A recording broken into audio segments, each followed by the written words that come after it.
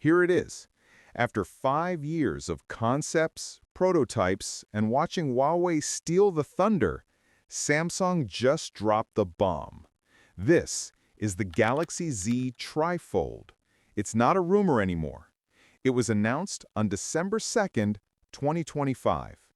It releases December 12th in Korea, and it costs $2,450. I don't have it in my hands yet. Nobody in the US does. But we have the full spec sheet, and some massive red flags are hiding in the fine print that we need to talk about before you even think about importing this. First, let's give credit where it's due. This screen is ridiculous.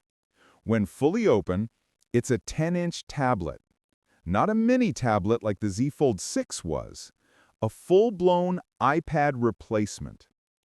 Samsung is using a new dual-armor flex hinge that folds inward twice. This is smart.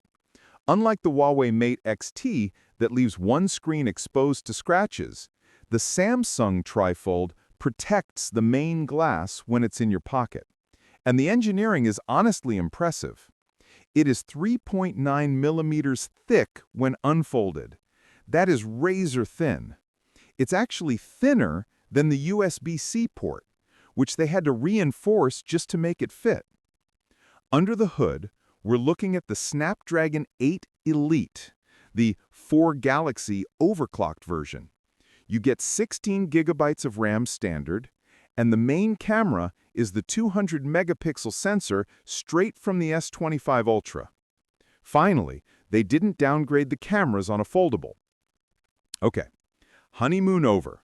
Let's look at the reality. I have 3 major concerns about this phone. Concern number 1, the battery.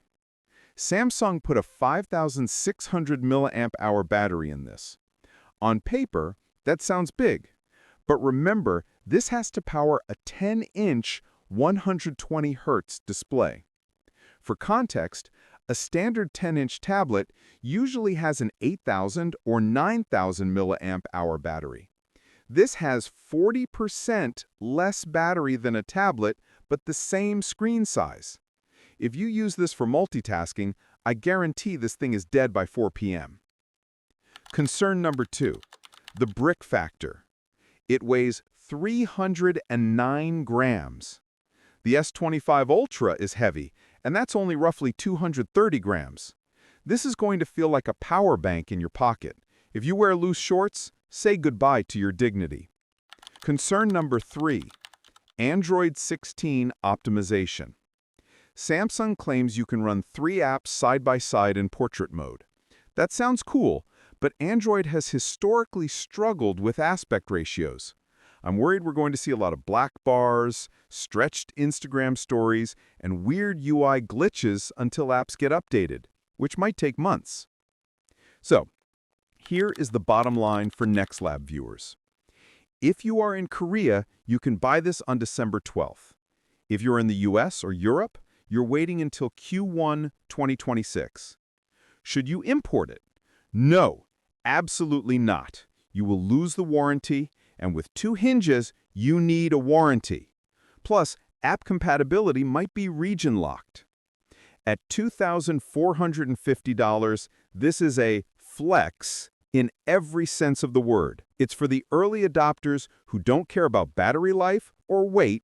They just want the future in their pocket today. For everyone else, wait for my full review after the release.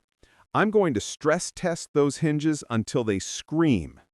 Let me know in the comments, is 10 inches too big for a phone, or is this the perfect size? This is NexLab Reviews. Please like the video and subscribe the channel. See you in the next one.